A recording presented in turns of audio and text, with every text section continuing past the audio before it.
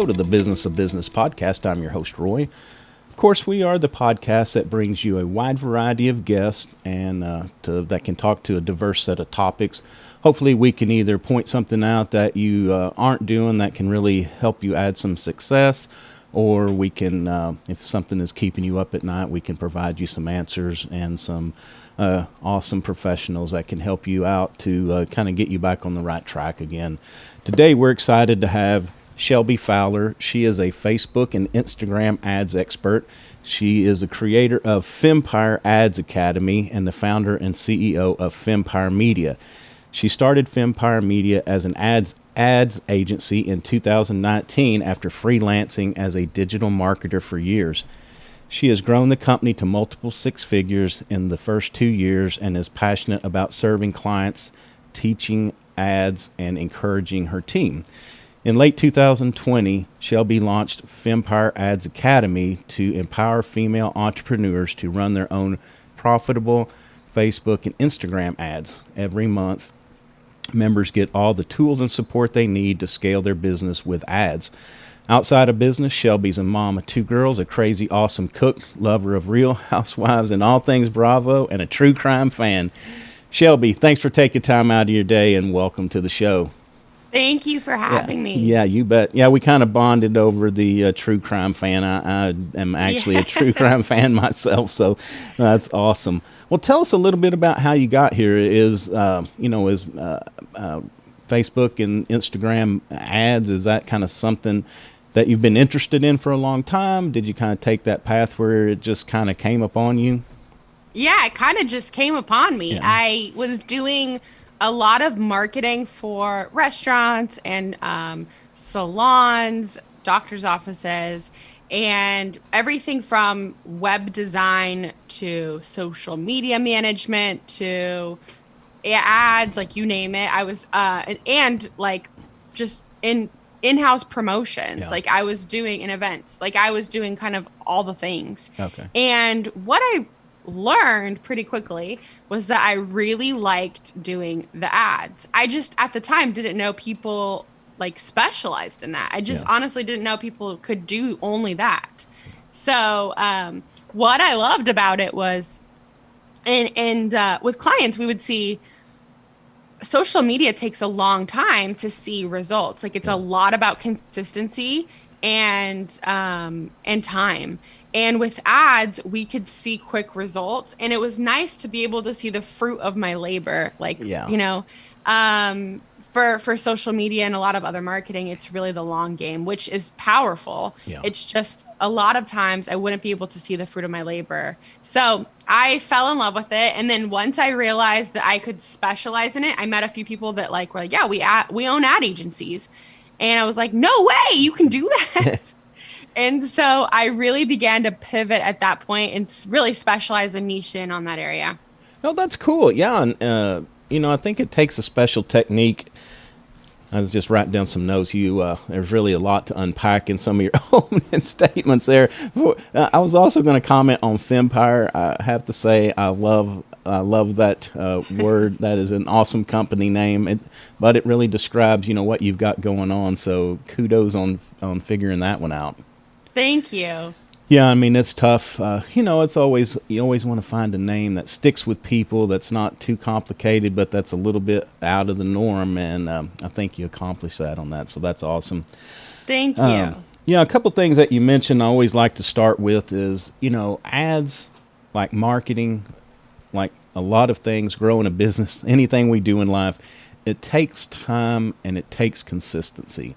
And I think sometimes in this world today, we have this instant gratification thing going on, and we forget that. And I'm not saying that you can't get lucky. There are people that put an ad out on Facebook, they get slammed, life is awesome for them. But for most of us, it's really that constant grind. I mean, you got to get up every day and you just got to do something. Number one, take a step and then tweak it as you go to try to find where your sweet spot is. There's a lot of strategy that goes into it. I think we have, culturally made it sound like it's just this magic pill or quick fix. Yeah. And of course, you hear those miraculous stories about, somebody, it's like the jackpot, right? They hit the lottery. And, I always, that it does happen, right? But usually very rarely. And they don't always share what happened before they did that. All of the ads that didn't work out and all the testing that was done, or that they hired an agency that has 10 years of experience, right? Or a couple years of experience. They don't really share that part of it, right? So just to kind of, just to clarify here, it takes a lot of strategy and time to really figure out what your audience is responding to. Ultimately, if we could really just simplify this idea of Facebook and Instagram ads, all it is you're getting a ton more traffic to something than you would be able to do organically with your own marketing efforts, right? And so it's going to amplify what's already happening in your business. Now, if you already have a funnel or a website that converts like crazy, or you already have an offer that people just can't get enough of, and you run ads to it, well, what do you think is going to happen? Of course it's going to blow up because you're getting more traffic to something that's already working. Right. Yeah. And I guess the converse of that, if you've got something that's struggling, even if you drive much more traffic to it, you might have incremental growth, but it's not going to be exponential like what you would hope it's going to be. Yeah, you're probably going to lose some money on advertising. Yeah. Yeah, and, when we talk about strategy, there's a lot of things that work together, and I notice that, you do the Facebook and Instagram, which are tied pretty closely together. So do you actually look at the other components of that, or do you just focus on the Facebook and Instagram, and then how to integrate that into somebody else's other overall marketing plan? So when we typically work with the client, first, Facebook owns Instagram. So innately, when you go to create an ad, it's going to, as long as you have your Instagram connected as a business account, it will go to both platforms automatically. So that saves you a lot of time, right? You don't have to figure out how to run ads on both platforms. It does it for you. Right. I will say that going into running ads, you should already have a marketing system that's working, and you should already have a sales process that's working, because ads aren't going to fix a broken sales problem. Right. I see this a lot with especially newer entrepreneurs, is they think, again, the ads are going to be a quick fix. And so maybe they have a sales system that is not working out really well. And they're like, well, all I need is just a bunch more leads. Right. Well, although, sometimes sales is a numbers game, right? But I mean, if you can't close people on the phone, nothing's going to change with 50 more leads. Exactly. And you'll just be actually burning through opportunities. If you get that sales process down, just think about how much further along you could be with a few ads. Absolutely. I'm always figure out where the bottlenecks are in your business and in your marketing and sales before you run ads. That way you know what you need to fix, and then you're not wasting money. You're going to be the ads are going to be a lot more effective if you're doing the job on the back end, right? Right.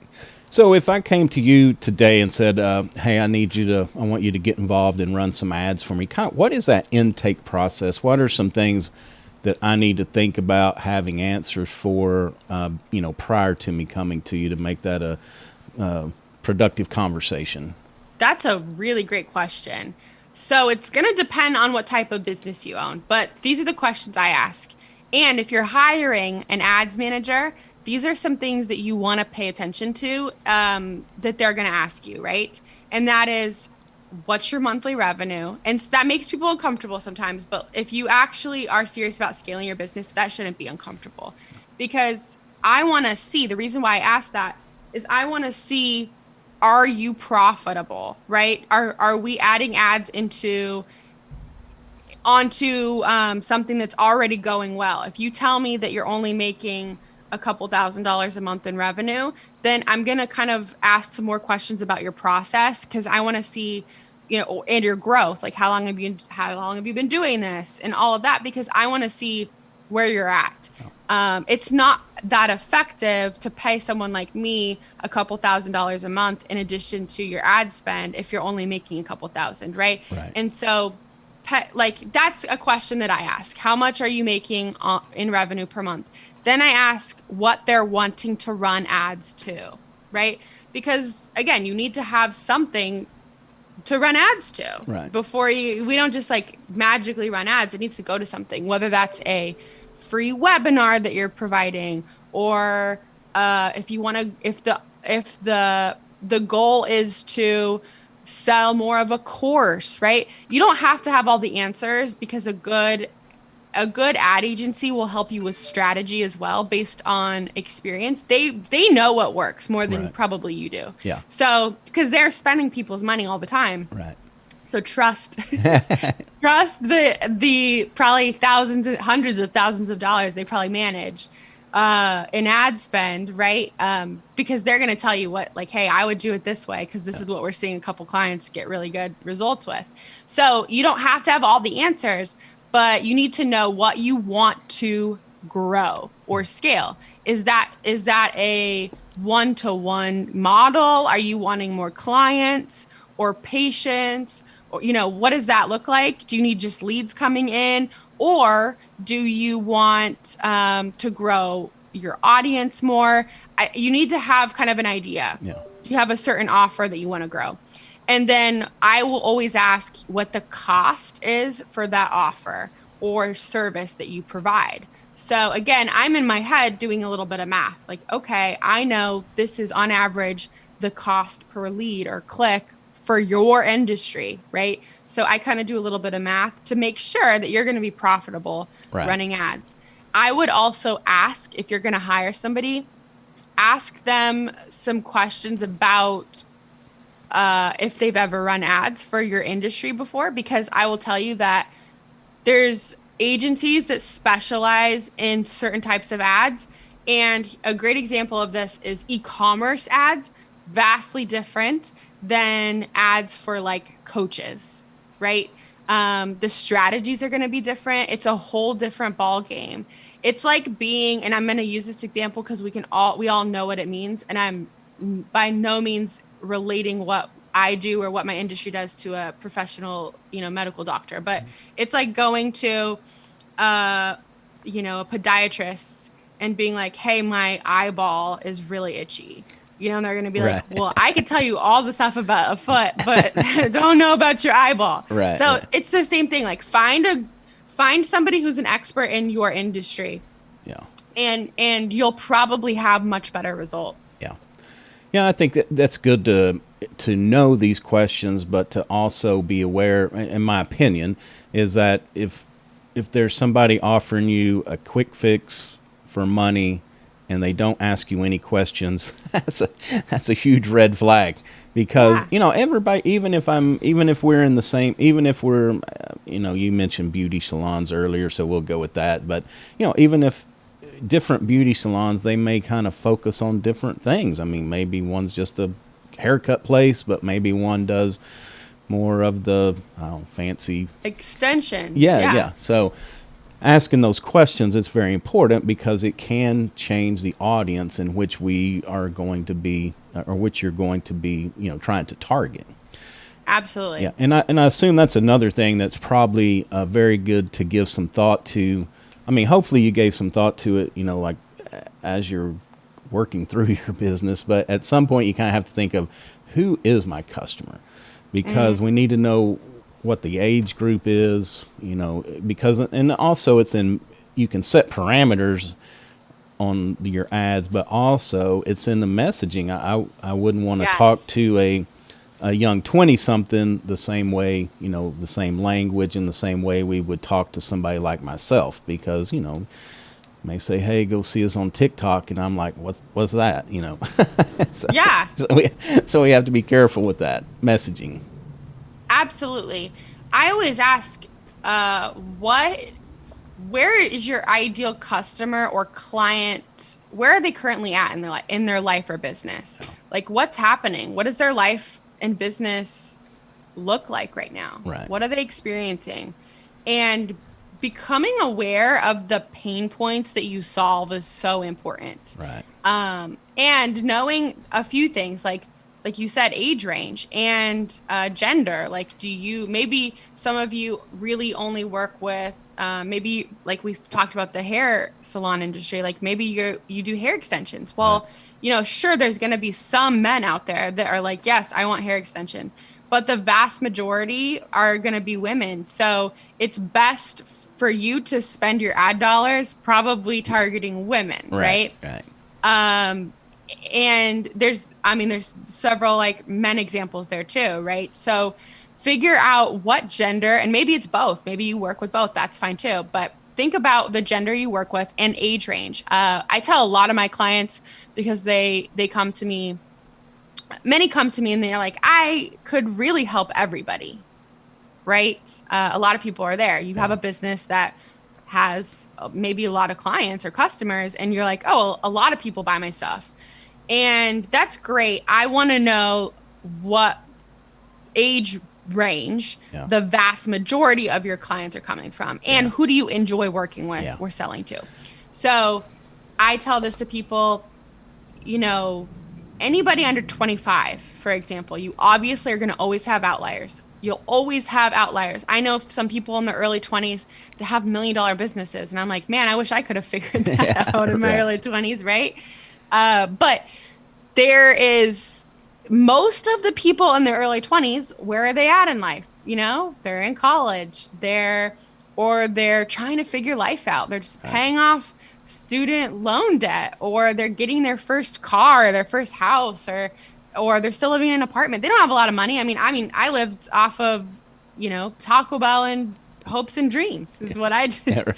Ramen noodles. Ramen noodles.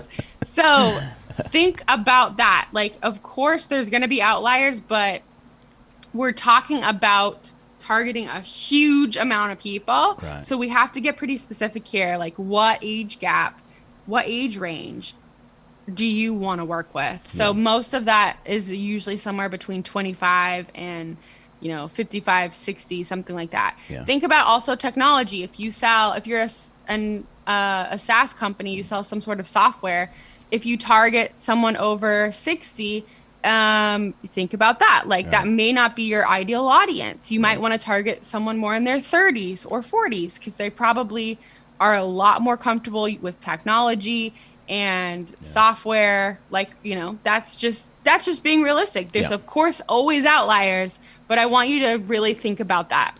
Who can you best serve that would best enjoy your product or service? Yeah, and that's a good point. Even if we have buyers from all ages and all genders, you kind of have to look at, like in statistics, the bell curve, and say, where are the majority of those coming from? And then also, I can only say, like, talking about the hair salon is, prior to COVID, I was the $10 cut every 3 or 4 weeks. So even though I'm your client, I'm probably not one of your high margin clients. And so you talked about earlier about, how much does your service cost, because we have to look at that customer acquisition cost. How is it really good to go spend $100 to acquire one customer that you make 15 off of? Now, if they are a lifetime customer and we have, a lifetime value of more than that, we can figure all that out. But, again, it's like, I may be that hair salon's customer, but I am not the person that they want to target, just because I don't spend the money. You want to, try to get as the people that use the most services, the higher margin people that are going to spend with you too. So it's just important to think about all of those things in depth. I mean, it takes a lot of thought, but it's well worth it before you start going to spend for advertising. You made a really great point about knowing the lifetime value of a customer and what are you willing to spend to acquire a customer. So what is their average order value? Right. So, if you talk about hair, like if your haircut costs $10, but, you're doing hair extensions for $2,500, that makes a lot more sense to get clients. Oh, I'm sorry. God, I almost fell out of my chair. I'm not going to be in the hair extension market. I can see that. That's where all the money is Right. in the hair industry. It's hair extensions, right? It's weaves. They have to pay for somebody else's hair to be sewn into their head. Right. So that it's a higher priced, and you're targeting again people with money, right? People that have expendable income that are like, yes, I want all this hair. Yeah. Right. So keep that in mind. Like what and how long now your hair extension client, they have to get their hairs re-sewn back in their head every like 8 weeks. So they're coming back and that's a couple $100, right? Yeah. So think about that lifetime value of a customer. What are your margins? How much are you spending on labor? If you have an assistant or something, what are your margins? What are you willing to acquire a customer? Like, what are you willing to spend? Right. And also, a lot of you that may have a lower priced offer, think about this. If your lifetime value of a customer is much higher, like let's say your product or service is maybe $50, okay? But people on average, your lifetime value of a customer is more like, let's say $1,000. Like let's say that you have a reusable product or service and they have to come back and come back and come back. You might be willing to spend more than that initial their initial order to acquire a client or customer, because you know that they're going to ultimately spend quite a bit of money with you on average, right? Yeah.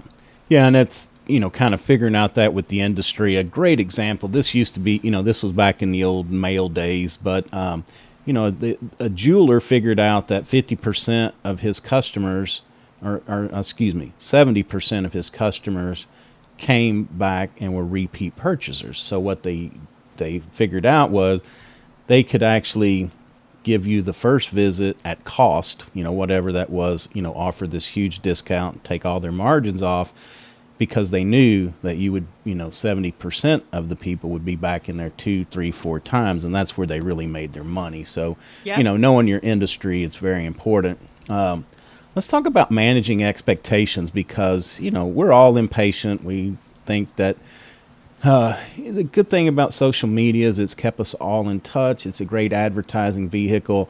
But the bad thing is, like you were saying earlier, is that we can make a lot of presumptions about people that we've never seen them before. So today they ran an ad and now they're overnight success, but we don't know the 10-year story of what it took them to get to this point. So, we just have to manage expectations that this is a long-term play. And again, if you got lucky and put an ad up tomorrow and you just got swamped, then, bless you. And I'm glad that happens for people. But for most of us, it's figuring out that strategy, but then it's sticking to it. Yeah, absolutely. And it's also about reading the data. So numbers do tell a story. And if you know how to run ads properly, you'll be able to see what needs to be tweaked in your ad. Yeah. Like if your link click-through rate on your ad is less than 1%, then you probably need to update your graphics or video on your ad, because that's what's actually slowing your ad down. Now, if you notice that people are clicking on your ad and let's say they're going to your website, but your website's converting at like 5%, then you need to change your website up. You need to bring in somebody to help you with that, because that's where you're losing the people. It's actually not the ad that's not working. And I see this with a lot of people. They're like, my ad didn't work. And we look at the data and it's like, actually your ad was doing really well, but you were losing them on your website, right? Your website sucks. So go find somebody to help you with that ASAP, because if you turn these ads back on, I have a feeling you're going to be in a good spot. Yeah. So knowing the numbers and knowing what the benchmarks are for your industry. And then as far as managing expectations, when you hear these stories, and I'm telling you this as somebody who runs ads for a lot of high ticket coaches. Okay. So business coaches, a lot of business coaches, they're selling programs that are $15,000, $30,000. Right. And what do you think when they run ads to, like, let's say a master class? Okay. We run ads to fill a master class. They teach something and they sell their program at the end of it. Now, if we spend $10,000 in ads, let's just say that, and they sell 3 of their programs, that's where you're getting these like stories of people are like, oh my gosh, I made, hundreds of thousands of dollars from ads, but like, it's like, yeah, they also spent a little bit more money than you probably would, but also their price point is really high. So of course they're going to get this really great ROI. Now, of course, like we have clients that sell $29 products online, and it's they do really well, but again, they're spending $300 a day. Right. And they have a very successful business already. They're in Walmart, they're on Amazon, they're in CVS drugstores, right? Like people know this business already, so it's a lot there's brand awareness. So people already trust the brand. Yeah, I was just writing that down on the brand awareness because I mean, I don't even know why. Just say, I start selling Roy's chicken soup tomorrow and put an ad on Facebook. People are going to be like, well, what is this? Now, if I was Campbell's and ran the same ad with the same spin, it would be totally different reaction. And so, again, I think this gets back to managing expectations is in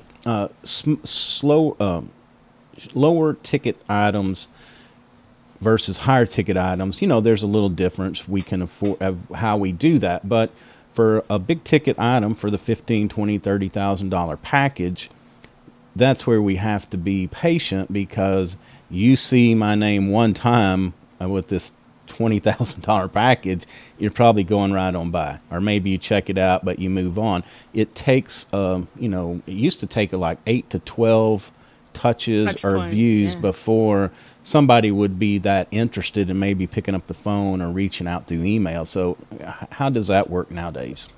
Yeah. And a lot of it is just the strategies are going to be different for every industry. So if you're selling high ticket, like a coaching package, the best, most effective way to do this is to always in the background, we should be running brand awareness ads, because we want you to be seen as the expert. But all it is, the difference between low priced items and high ticket, when you sell high ticket, it's all about positioning and authority. Like you have to be positioning yourself as the go-to in the industry. So how you do this is you should have a conversion event. Like, and what I mean by that is a masterclass, a workshop. This can be virtual, right? A challenge, a webinar, something like that, right? A presentation style. Where you're going through, you're giving value. So now that people are watching it, these cold leads come in, watch your training, and now they know, like, and trust you because you're giving them really good content for free. Right. And then you convert them into clients because now they like you, know you, trust you. It's almost impossible. I'm going to reiterate this. If you are selling high ticket, it is almost impossible to convert cold leads, like straight cold, never heard about you before, into paying clients. Yeah. You have to warm them up. Just any marketing is all about that. That's what building a community or following is all about. And building brand awareness. It's about warming you up. And you used Campbell as an example, right? We all have memories of eating their soup as a kid, right? Or opening up those cans when you're sick and mom brings it home because she's working and she can't make you homemade soup. So she's like, you're going to have canned soup today. Right. Right. We trust the brand. Yeah. We see it in stores. And if you're online, you have to warm people up. And especially if you're selling something that's high priced, you need people to like, know, and trust you if they're going to invest in you. Yeah, because as you were saying that, I was just thinking about the distrust factor. Let's not say distrust. Let's just say the trust factor, like you were speaking about. That, if I'm going to go buy a $5 item or $10 item, if it's from a reputable company, if I'm going through, I would be more concerned to get it off XYZ because I don't know if that's a real deal or not. If somebody told me that it is, but really, I'm more ready to, wager $5 or $10 that this is going to work out in life. If it doesn't, I really haven't lost that much. But then when we're talking about 10, 15,000, I can only imagine that I'm not going to see this ad the first time and say, oh, Joe Smith, the coach, bam, charge my credit card $10,000, or, even if it's sign up for $1,000 a month or whatever it is. It just, it just really doesn't happen that way. Even Dean Graziosi and Tony Robbins, they partner up with a bunch of people too, like Brennan Burchard, Marie Forleo, Amy Porterfield, Jenna Cook. There's a bunch of people that they partner up with. Every year they do a conversion event. We all know who Tony Robbins is. Do you think that we need more brand awareness from Tony Robbins? No, we all know who he is. He has the same thing. They sell a $10,000 program every single year on how to use your knowledge to basically build like a consulting agency or to have a high ticket mastermind program. That's what they teach. $10,000. That's the price point. Or $2,000 a month if you break it up into payments for 12 months. So you end up paying 12 grand. Okay. That's the price point. They don't just run ads to join. What do? They have a huge masterclass, and they run ads. Hey, free masterclass, join now. We're going to teach you how to, use your knowledge to make more money in whatever you do. And so people sign up. And then what do? They share with you how you can do this, why you would want to do it. And then they say, hey, if you want all of our templates, if you want our coaching, if you want to know how to price yourself and how to make, how to get the support, then join our $10,000 program. Right. And they make a lot of money doing that. Yeah. So that's the way to sell high ticket is follow that lead, because that's exactly what they do. And like I said, Tony Robbins, we all know who he is. He could probably run an ad for, a $10,000 program and get some sales. Yeah.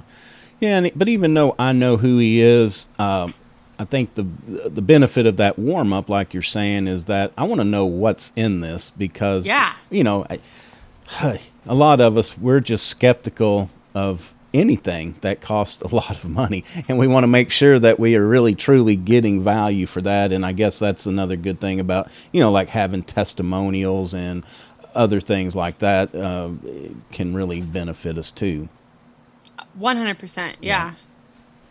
Okay. So the other thing now we need to think about is spend and time. So if I've got a fairly good business that's going on, and what kind of commitment should we make at a minimum? And then also, what's that time horizon? Do we need to go for 2 months, 3 months, 6 months, make that commitment to continue to do this? So how much you spend is going to depend on your offer, what industry you're in, all of that, and what the strategy is.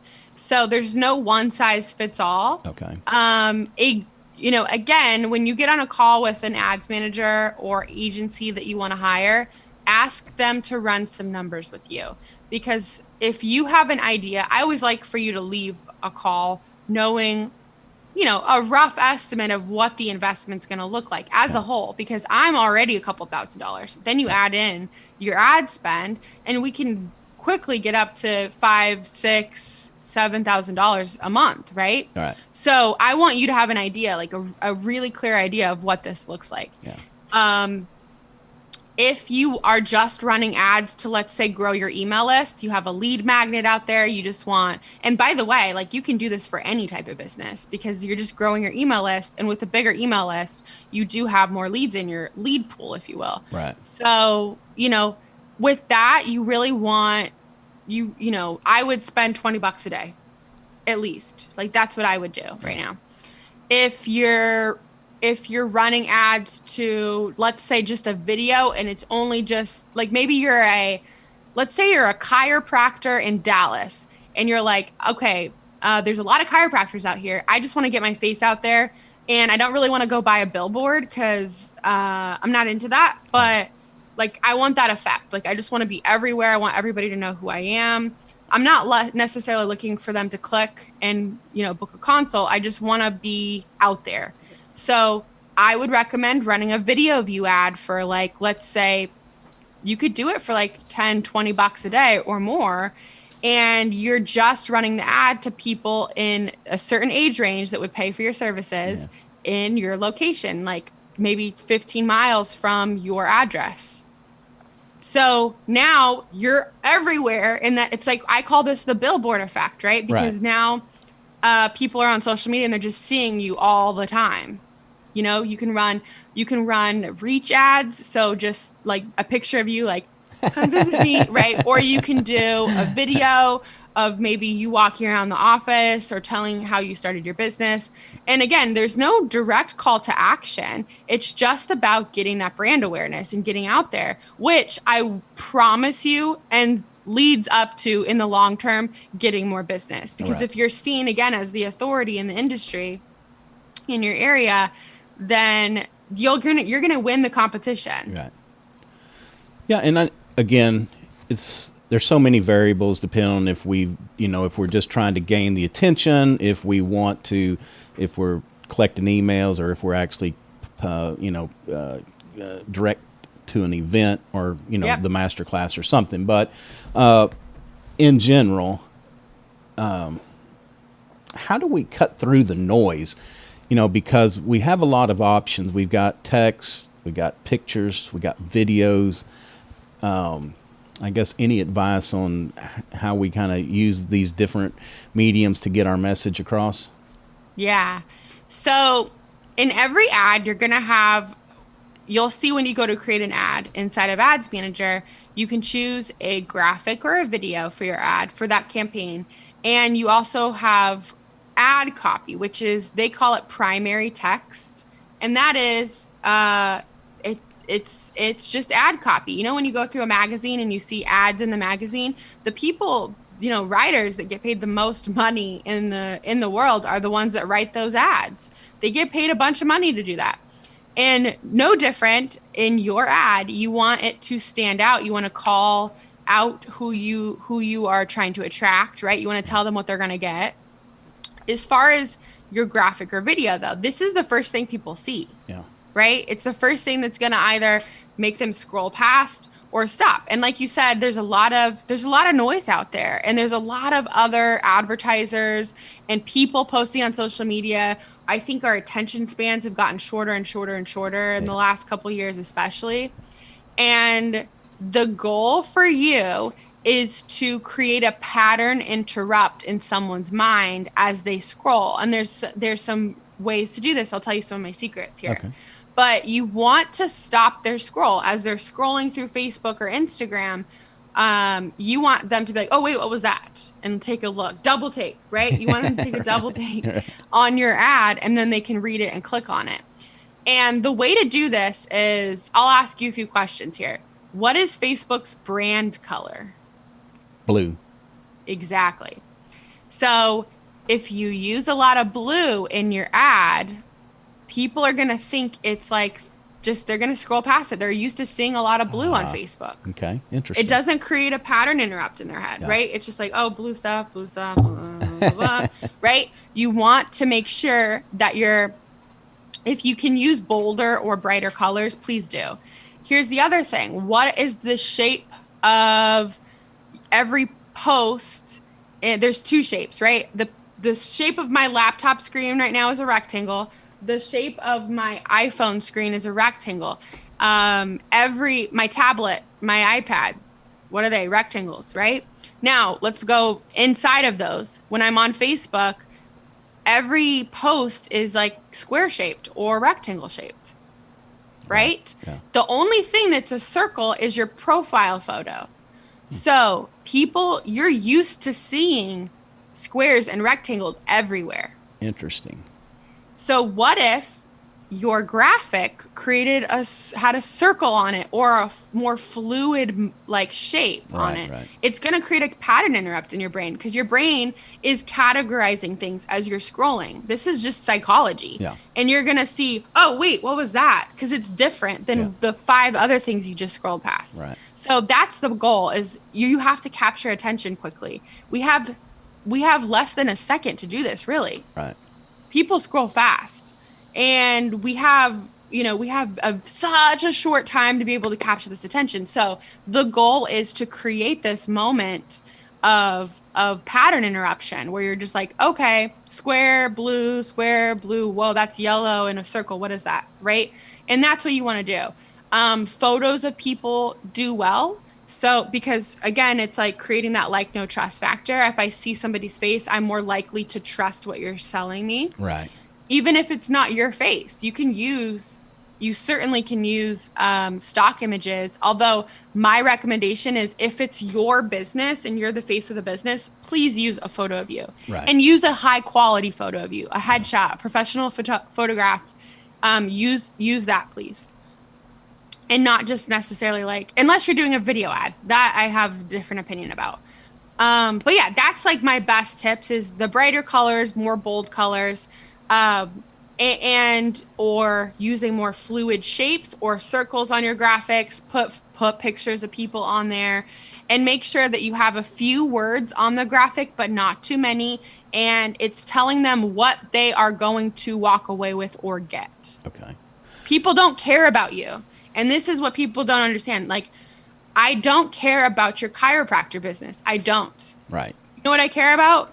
How you're going to make me feel when I leave. Right. I care about what I get out of it. Yeah. And we're all selfish like that. Like, nobody cares about you or your business. What they care about is how you're going to make them feel, what you're going to do for them, what they're going to feel like once they leave after working with you. That's what they care about. Yeah. Yeah. It's like when we come on about us and all of our credentials and things, people get turned off because they don't really care. Like you said, they want to know what's in it for them. What's the benefit? What problem do you solve for me? And it's important to keep that in our messaging. And the other thing is it's always better to have somebody else tell people how great you are than have to do it yourself. As I much rather believe other people when they tell me. But I think that's the. We talk a little bit also about the real estate factor, like in even just regular posts that we put out there, is when you have text, it's maybe an inch or two window and it's black and white, easy to go by. But when we have a picture, all of a sudden, it's like we stretch this real estate out. And then, somebody told me a long time ago that using a picture is like leaving breadcrumbs to our blog or to our product or our landing page. When we use videos, it's like leaving chocolate-covered breadcrumbs to that same spot. And I don't know if that's still the same, but videos used to just have so much more power than even just an image. They still do if and when done right. And I think it's an untapped thing. Not enough people are using video ads, but I will tell you that I've seen the very well-produced videos work well, but a lot of times, like just you filming a short video on your iPhone or smartphone, like those do really well too. Yeah. Like there's no secret to the quality necessarily. I say test both. Yeah. But I will tell you that you got to get to the point sooner. Yeah, right. Again, we go back to attention span is very short. So people their videos are like, hey guys, it's Shelby here. How you doing? I'll wait for a second, to get some comments or, when you're maybe, or sharing like you said, all of your accolades at first and start of the video, nobody cares. The sooner you get into it, the better. And remember that even if you do the video on your phone and you shoot it, it's not overly produced, you still have to capture attention. And so you're going to do that by talking faster so people can keep up with you and they're not going to scroll past you. If you're pointing to something, point at the camera, because it's again, pattern interrupt. If I do this, I'm right now, for those of you that can't see, I'm just reaching towards my camera. And if you saw that in a video, you're going to be like, whoa, what's that? Right? Instead of just watching my face talk. Yeah.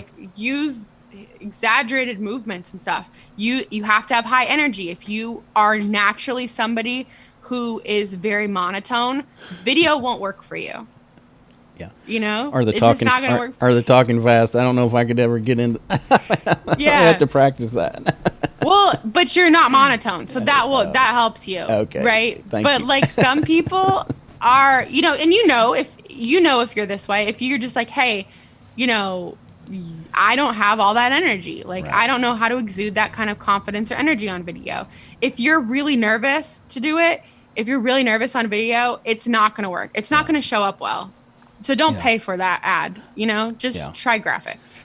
Yeah, and you can look at a lot of these ads on TV, I think, too. Well, I'll ask this as an opinion, but, when you said that, I was thinking of a guy. He's a car dealer here in town, but they're not crazy ads, like with the elephants coming through the screen, but he is really high energy, and he does use a lot of, hand gesturing and things like this. They're really well done ads because he doesn't come off as questionable, very professional, but I know who the guy is. I could tell you, I know his name, I know where his dealership is, I know all about him. So I think it goes a long way to study other ads that have a lot of impact and then kind of mirror that as we go. 100%. Yeah. All right, Shelby, I know we're running late. I appreciate you taking time. Is there anything else you want to leave the audience with? Any other tips, tricks before we get out of here? No, thank you for having me. But if any of you are wanting to learn more about what ads can do for you, you can head to my website, fempiremedia.com. And you can also follow me on Instagram for fun videos or me trying to dance. You can follow me at Life with Shelby. Okay, great. Also, too, what is a habit or an app or anything, something like that you use daily that you feel adds a lot of value to your life, professional or personal? That's a great question.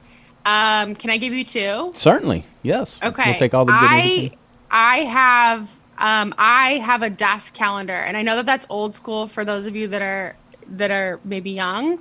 But, and I feel like I'm pretty young too, but I have to have a desk calendar. I have to visually see it. Not only do I have Google Calendar, I have a desk calendar, and I look at it and it just, I don't know, things click much better. Yeah. The second thing is, I would say this is an app that I use on my computer. It's a Google Chrome extension, and it eliminates, it's called Newsfeed Eradicator, and you can turn it on and it eliminates all of the posts on your newsfeed, so you can go into social media if you use it for a business, especially, and kind of do your work without getting, sidetracked with everybody's, personal posts and everything. Right. Okay, great. Those are two good tips. We appreciate it. Okay, so also just tell us a little bit too, who do you like to work with, and then of course, how can you help them, and then give us the website one more time. Absolutely.